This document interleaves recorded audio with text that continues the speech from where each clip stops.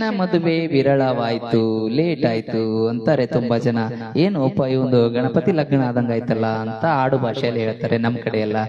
ಅಂದ್ರೆ ಏನಪ್ಪಾ ಅರ್ಥ ಅಂದ್ರೆ ಗಣೇಶನ ಲಗ್ನ ವಿವಾಹ ಬೇಗ ಆಗ್ಲಿಲ್ಲ ಅನ್ನೋ ಒಂದು ರೀತಿಯಲ್ಲಿ ಕತೆ ಇದೆ. ಯಾಕಪ್ಪ ವಿರಳ ಆಯ್ತು ಗಣೇಶನ?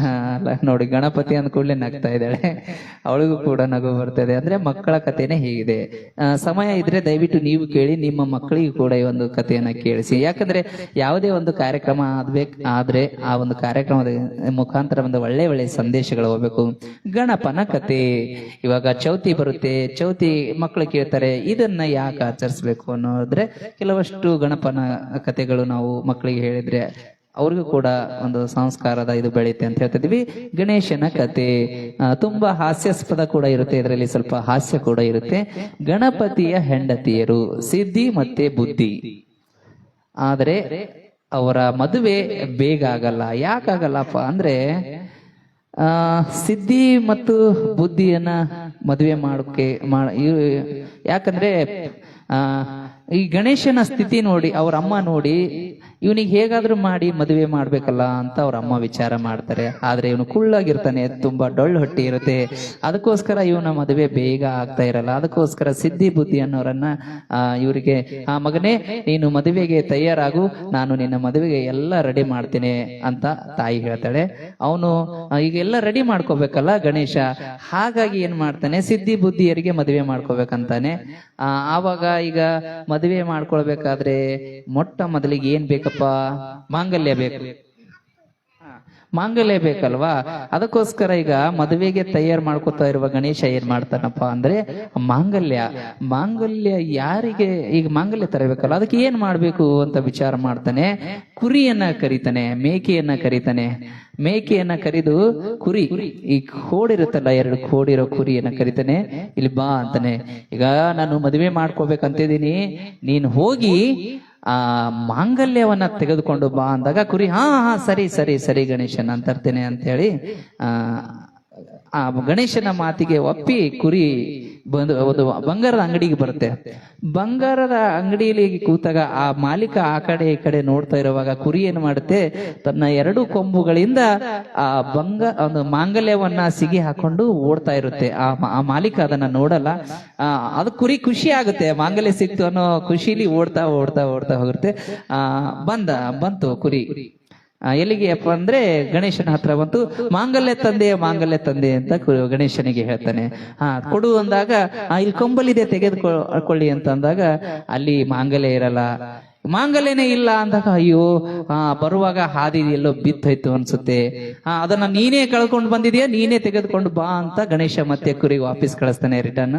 ಆ ಕುರಿ ಮತ್ತೆ ಅವಾಗ ಏನ್ ಮಾಡ್ತೆ, ನಾನೇ ಕಳೆದಿದ್ದೀನಿ, ನಾನೇ ತರ್ತೀನಿ ಅಂತ ಈ ಮುಖ, ಈಗ ನಾವೇನಾದ್ರೂ ವಸ್ತು ಕಳೆದ್ರೆ ಏನ್ ಮಾಡ್ತೀವಿ, ಈ ಮುಖನ ಕೆಳಗೆ ನೋಡ್ಕೊಂಡು ಹೋಗ್ತಾ ಇರ್ತೀವಲ್ಲ, ಆ ಕುರಿ ಹಾಗೆ ಯಾವಾಗ್ಲೂ ನೋಡಿ, ನೀವು ವಿಚಾರ ಮಾಡಿ, ಕುರಿ ಮುಖ ಯಾವಾಗ್ಲೂ ನೆಲ ಮುಸುತ್ತಾನೆ ಹೋಗ್ತಾ ಇರುತ್ತೆ, ಹೌದಲ್ವೇ? ನಿಜವಾದ ನೀವು ನೋಡಿ, ಯಾವುದೇ ಒಂದು ಕುರಿ ಬೇಕಾದ್ರೂ ನೆಲ ಮುಸುತ್ತಾನೆ ಹೋಗುತ್ತೆ. ಇದು ಒಂದು ಗಣೇಶನ ಮದುವೆಗೆ ವಿರಳ ಆಗುವ ಕತೆ. ಕುರಿ ಯಾಕಪ್ಪ ನೆಲ ಮೂಸುತ್ತೆ ಅಂದ್ರೆ ಆ ಮಾಂಗಲ್ಯ ಹುಡುಗೋಸ್ಕರ, ಆ ಗಣೇಶನ ಹೇಳುವ ಒಂದು ಮಾಂಗಲ್ಯ ಹುಡುಕೋಕೋಸ್ಕರ ಆ ತರ ಹೋಗುತ್ತೆ ಅಂತ ಒಂದು ಕಾರಣ. ಇನ್ನು ಹಲವಾರು ಕಾರಣಗಳಿರುತ್ತೆ. ಆಮೇಲೆ ಈಗ ಕುರಿ ಏನ್ ಮಾಡ್ತು, ಮಾಂಗಲ್ಯ ಹುಡ್ಕೋ ಅಂತ ಹೋಯ್ತು. ಆಮೇಲೆ ಈ ಅದಾದ ನಕ್ಷತ್ರ ಕಾರ್ಯಕ್ರಮಕ್ಕೆ ಏನಾದ್ರೂ ಸ್ವೀಟ್ ಬೇಕಲ್ವಾ, ಅದಕ್ಕೋಸ್ಕರ ಲಡ್ಡು ಬೇಕು. ಈಗ ಲಡ್ಡು ಯಾರಿಗೆ ಹೇಳೋಣ ಮಾಡೋಕೆ ಅಂದ್ರೆ, ಆ ಲಡ್ಡುನ ಗಣೇಶ ಯಾರಿಗೆ ಮಾಡ್ತಾನಪ್ಪ ಅಂದ್ರೆ, ಇಂಥ ಮುದ್ದಾದ ಮಕ್ಕಳಿಗೆ, 4 ರಿಂದ 5 ವರ್ಷ ಇರುವಂತಹ ಮಕ್ಕಳಿಗೆ ಹೇಳ್ತಾನೆ. ಆ 4-5 ವರ್ಷದ ಮಕ್ಕಳಿಗೆ ಕರೆದು ಹೇಳ್ತಾನೆ, ಮಕ್ಕಳೇ ನೀವು ನನ್ನ ಮದುವೆಗೆ ಮುದ್ದೆ ಲಡ್ಡುಗಳನ್ನ ತಯಾರಿಸಿ ಅಂತ. ಆ ಮಕ್ಕಳು ಸರಿ ನಾವು ಮಾಡ್ತೀವಿ ಅಂತ.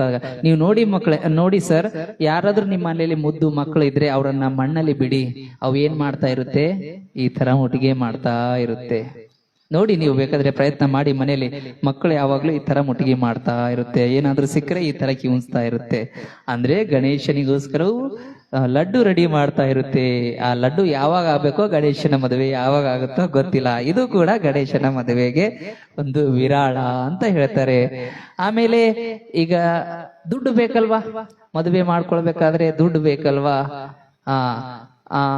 ದುಡ್ಡು ಬೇಕಾದ್ರೆ ಏನ್ ಮಾಡ್ಬೇಕು ಗಣೇಶ, ಈ ದುಡ್ಡು ಯಾರಿಗೆ ಹೇಳ್ಬೇಕು ಅಂತ ವಿಚಾರ ಮಾಡ್ತಾ ಇರಾಗ ಆಮೇಲೆ ಇಲಿ ಮತ್ತು ಹೆಗ್ನಾನ ಕರಿತಾನೆ ಗಣೇಶ. ಬನ್ನಿ ನೀವಿಬ್ರು ಅಂದಾಗ, ನನ್ ಮದ್ವೆ ಆಗ್ತಾ ಇದೆ, ನಾನ್ ಮದ್ವೆ ಮಾಡ್ಕೊಳ್ತಾ ಇದ್ದೀನಿ, ಈ ತರ ಆಗಿದೆ, ಅವ್ನ್ ತಾಳಿ ತಳಕ್ ಹೋಗಿದ್ದಾನೆ, ಇವರಿಗೆ ಸ್ವೀಟ್ ಮಾಡೋಕ್ ಹೇಳಿದೀನಿ, ಮುದ್ದೆ ಮಾಡೋಕೆ, ನೀವೇನ್ ಮಾಡ್ತೀರಾ ಅಂದ್ರೆ ದುಡ್ಡು ತಗೊಂಡ್ ಬನ್ನಿ ಅಂತ ಹೇಳ್ತಾರೆ. ಹ್ಞೂ ಸರಿ ಅಂತ ಈಗ ಏನ್ ಮಾಡ್ತಾರೆ, ನಮ್ಮ ಇಲಿ ಮತ್ತು ಹೆಗ್ಣ ಏನ್ ಮಾಡುತ್ತೆ, ಆವಾಗಿನ ಕಾಲದಲ್ಲೆಲ್ಲ ದುಡ್ಡು ಎಲ್ಲಿರ್ತೀರಪ್ಪ, ಅಲ್ಲೆಲ್ಲ ಲಾಕರ್ ಇರ್ಲಿಲ್ಲ, ಆವಾಗಿನ ಕಾಲದಲ್ಲೆಲ್ಲ ಭೂಮಿಯಲ್ಲೇ ಇಡ್ತಿರು. ಅದಕ್ಕೋಸ್ಕರ ಅವು ಏನ್ ಮಾಡಿದವು, ಭೂಮಿ ಕೆದರ್ತಾ ಹೋದವು. ಭೂಮಿಲಿ ದುಡ್ಡು ಹುಡ್ಕೋಕ, ಆ ದುಡ್ಡು ಯಾವಾಗ ಸಿಗುತ್ತೋ, ಇವ್ರು ಯಾವಾಗ ತರ್ತಾರೋ ಮದುವೆ ಗಣೇಶ ಲಗ್ನಿ ಯಾವಾಗ ಆಗುತ್ತೋ ಗೊತ್ತಿಲ್ಲ. ಇದು ಒಂದು ಹೆಗ್ಣ ಇಲ್ಲಿ ಯಾಕಪ್ಪ ನೆಲ ಕೆದರುತ್ತೆ ಅಂದ್ರೆ ಆ ಗಣೇಶ ಹೇಳಿರೋಸ್ಕರ ಕೆದರುತ್ತೆ ಅನ್ನೋ ಒಂದು ಇತಿಹಾಸ. ಒಳ್ಳೆಯ ಒಂದು ಲೇಖಕರು ಈ ರೀತಿಯಾಗಿ ಹಾಸ್ಯಾಸ್ಪದವಾಗಿ ಮಕ್ಕಳಿಗೆ ಹೇಳಿದರೆ ತುಂಬಾ ಜನ ಕೇಳ್ತಾರೆ, ಅಮ್ಮ ಈ ಇಲಿ ಹೆಗ್ಣ ಏಕೆ ನೆಲ ಕೆದರುತ್ತೆ ಅಂತ ಕೇಳ್ತವೆ, ಏನ್ ಹೇಳ್ಬೇಕು, ಅದಕ್ಕೋಸ್ಕರ ಈ ಒಂದು ಕತೆ ಸೃಷ್ಟಿಯಾಗಿದ್ದು ಬಂಧುಗಳ ಇಂತಹ ಒಂದು ಕತೆಗಳು.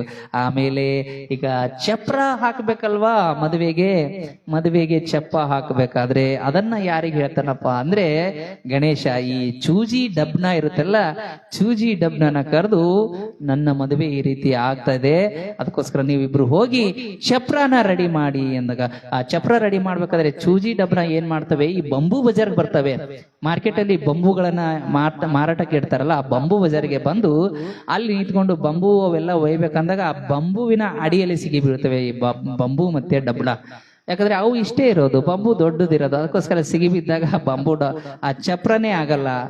ಹಾಗಾಗಿ ಗಣೇಶನ ಚಪ್ರ ಕೂಡ ಆಗಲ್ಲ. ಈ ರೀತಿಯಾಗಿ ಗಣೇಶನ ಮದುವೆ ವಿರಳ. ನಾವೆಲ್ಲ ಹೇಳಿದ್ರೆ ಏನಪ್ಪ ನಿನ್ ಗಣಪತಿ ಲಗ್ನ ಆದಂಗ ಆಯ್ತಲ್ಲ ಅಂತೇಳಿ, ಈ ರೀತಿಯಾಗಿ ಲೇಟ್ ಆಗುತ್ತೆ ಅಂತ ಒಂದು ಕತೆಗಾರರು ಹೇಳಿರ್ತಾರೆ ಬಂಧುಗಳೇ. ಆಮೇಲೆ ಬುದ್ಧಿ ಮತ್ತು ಸಿದ್ಧಿಯನ್ನ ಮದುವೆಯಾಗಿ ಈ ಸಿದ್ಧಿ ಬುದ್ಧಿಯ ಮಕ್ಕಳೇ ಶುಭ ಲಾಭ. ಅದಕ್ಕೋಸ್ಕರ ವಿಘ್ನೇಶ್ವರನನ್ನ ಏನ್ ಬೇಡ್ತೀವಿ ಅಂದ್ರೆ ಯಾವಲು ಸಿದ್ಧಿ ಮತ್ತೆ ಬುದ್ಧಿ ಕೊಡಪ್ಪ, ಆಮೇಲೆ ನಮಗೆ ಶುಭ ಲಾಭವನ್ನು ನೀಡಪ್ಪ ಅಂತ ವಿಘ್ನೇಶ್ವರನಲ್ಲಿ ಬೇಡ್ತೀವಿ. ಈ ಗಣೇಶನಿಂದ ಬಂದವರೇ ಸಿದ್ಧಿ ಬುದ್ಧಿ ಅವನ ಹೆಂಡತಿಯರು, ಹಾಗೆ ಅವನ ಮಕ್ಕಳಾದಂತ ಈ ಶುಭ ಮತ್ತು ಲಭ. ಈ ರೀತಿಯಾಗಿ ನಮ್ಮ ಇತಿಹಾಸ ಭಾರತ ಅಂದ್ರೆ ಮಹಾಭಾರತ ರಾಮಾಯಣಗಳಲ್ಲಿ ನಮ್ಮ ಲೇಖಕರು ಈ ರೀತಿಯಾಗಿ ಕತೆಗಳನ್ನ ಸೃಷ್ಟಿ ಮಾಡ್ತಾರೆ. ನಾವು ಮಕ್ಕಳಿಗೆ ಇಂಥ ಕತೆಗಳನ್ನ ಹೇಳ್ತಾ ಇರಬೇಕು. ಒಂದೊಂದಕ್ಕೂ ಒಂದು ಹಾಸ್ಯಾಸ್ಪದವಾಗಿರುತ್ತೆ ಬಂಧುಗಳೇ. ಈ ರೀತಿಯಾಗಿ ಈಗ ಗಣಪತಿ ಏನ್ ಮಾಡ್ತಾನಪ್ಪ ಅಂದ್ರೆ ಇವೆಲ್ಲರನ್ನ ಹುಡುಕೋಕೆ ಗಣಪತಿ ಭೂಲೋಕಕ್ಕೆ ಬರ್ತಾನೆ. ಭೂಲೋಕಕ್ಕೆ ಬಂದು ಎಲ್ಲಿ ಯಾವ ಊರಾಗ ಅವರು ಹುಡುಕ್ತೋ ಹೋಗಿರ್ತಾರಲ್ಲ, ಹಂಗ ಈಗ ಈ ಚೌತಿ ಸಮಯದಾಗ ಆ ಗಣೇಶ ನಮ್ಮಲ್ಲಿ ಬಂದಾನಂತ ಹೇಳಿ ನಾವೆಲ್ಲರೂ ಗಣೇಶ ಚತುರ್ಥಿ ಹಬ್ಬವನ್ನ ಆಚರಣೆ ಮಾಡ್ತೀವಿ. ಒಬ್ರು 5 ದಿನ ಕೂಡಿಸ್ತಾರೆ, ಒಬ್ರು 11 ದಿನ, ಒಬ್ರು 21 ದಿನ, ಆಮೇಲೆ ಇನ್ನೊಂದ್ ಕಡೆ 6 ತಿಂಗಳು ಕೂಡಿಸ್ತಾರೆ ಗಣೇಶನನ್ನ. ಅವ್ರು ಬೀಗರ್ ನೆಂಟ್ರಿ ಎಲ್ಲೆಲ್ಲಿ ಹೆಂಗ್ ಇರ್ತಾರ ಹಂಗ ಗಣಪತಿ ಕೂಡಿಸ್ಕೊತ ಹೋಗ್ತಾರೆ. ಸದ್ಯಕ್ಕೆ ಈಗ ನಾವು ಬೀಗರ್ ನೆಂಟ್ರಿದ್ದಾಗ ನಮ್ ಗಣಪತಿಗೆ ಹಂಗ ಭೂಲೋಕಕ್ಕೆ ಗಣೇಶ ಬರ್ತಾನೆ ಅನ್ನೋ ಒಂದು ಕತೆ ನಮ್ಮ ಕತೆಕಾರರು ಹೇಳ್ತಿರ್ತಾರೆ. ಹಬ್ಬ ಯಾಕೆ ಆಚರಣೆ ಮಾಡಬೇಕು, ಹಬ್ಬದಲ್ಲಿ ಗಣೇಶನ ಹಬ್ಬದಲ್ಲಿ ಡಿಜೆ ಹಚ್ಚಿ ಕುಣಿಯೋದೆಲ್ಲ ಬಂಧುಗಳೇ ಭಗವಂತನ ಒಂದು ಸ್ಮರಣೆ ಮಾಡೋದು ಅನ್ನುವ ರೀತಿಯಲ್ಲಿ ನಮ್ಮ ಹಿಂದೂ ಸಂಸ್ಕೃತಿಯ ಉಲ್ಲೇಖವಾಗಿದೆ. ಇಂತಹ ಒಂದು ಕತೆಗಳು ನಿಮ್ಮ ಮಕ್ಕಳಿಗೆ ನೀವು ಕೂಡ ತಿಳಿಸಿ, ಮುದ್ದಾದ ಮಕ್ಕಳಿಗೆ ಮೊಬೈಲ್ಗಳಿಂದ ದೂರ ಇಡಿ ಅಂತ ನಾನು ಕೂಡ ಒಂದು ತಮ್ಮಲ್ಲಿ ವಿಜ್ಞಾಪನೆ ಮಾಡ್ತಾ ಇದ್ದೀನಿ. ಎಸ್, ಹಾಗೆ ಎಲ್ಲರದು ಕೂಡ ಬೇಗ ಮದುವೆ ಆಗ್ಲಿ, ಗಣಪತಿ ಹಾಗೆ ಮದುವೆ ಯಾರ್ದು ವಿರಾಳ ಆಗೋದು ಬೇಡ ಅಂತ ನಾನು ಕೂಡ ಈ ಒಂದು ಕಾರ್ಯಕ್ರಮದ ಒಂದು ಮುಖಾಂತರ ತಮ್ಮಲ್ಲಿ ವಿನಂತಿ. ಯಾಕಂದ್ರೆ ಒಂದು ನನ್ನ ಯಾವುದೇ ಕಾರ್ಯಕ್ರಮ ಇದ್ರೆ ನನ್ನ ಕಾರ್ಯಕ್ರಮ ಒಂದು ಏನಾದ್ರೂ ವಿಶೇಷತೆ ಇರಬೇಕು ಅನ್ನುವ ರೀತಿಯಲ್ಲಿ ನಾನು ಕಾರ್ಯಕ್ರಮ ಮಾಡ್ತೇನೆ. ಇವತ್ತಿನ ವಿಶೇಷ ನಮ್ಮ ಸಿದ್ಧಿ ಗಣಪನ ಒಂದು ಕತೆ ಹೇಳಿದ್ದೇನೆ.